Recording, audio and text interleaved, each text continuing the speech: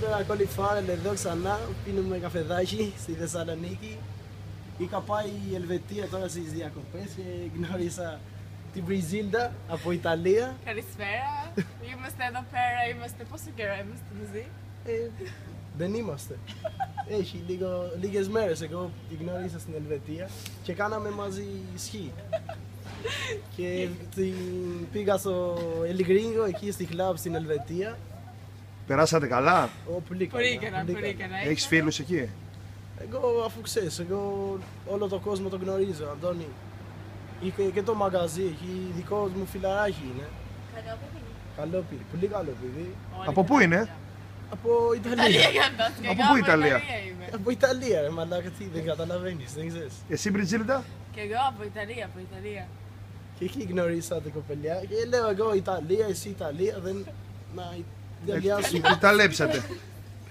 Κατάλαβες. Τι ψωνίσατε εκεί πέρα, κάνετε? Ναι, εδώ πήρε στο αγόρι μου. Να με πήρε και εδώ σοκολάτες η κοπέλα μου. Θες να φας λίγο? Δεν τρώω. Εντάξει, και να ήθελες δεν θα σε έδινα εγώ. Δεν τήρουμε. Αν και έχουμε πολλές σοκολάτες. Έχετε λεφτά? Δεν είναι τα λεφτά, Αντώνη, όλα στη ζωή. Να το ξέρεις. Θα το δεις. Εγώ να στα δώσω όλα καλύτερα γιατί δεν έχει αξία αυτό. Τι πήρατε άλλο? Και σκουφάκια πήραμε εδώ με την κούνα. Είναι πολύ ζεστό αυτό. Είναι σαν σκύλος. Μυρίζει λίγο σαν σκύλος.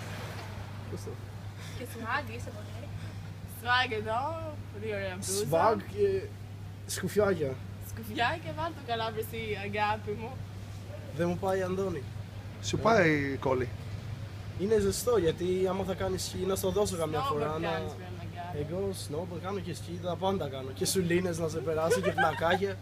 Άμα κάλασε τίποτα στο σπίτι να έρθω να στο φτιάξω. Πες τη Ματίνα, εντάξει. Θα πω. Άντε.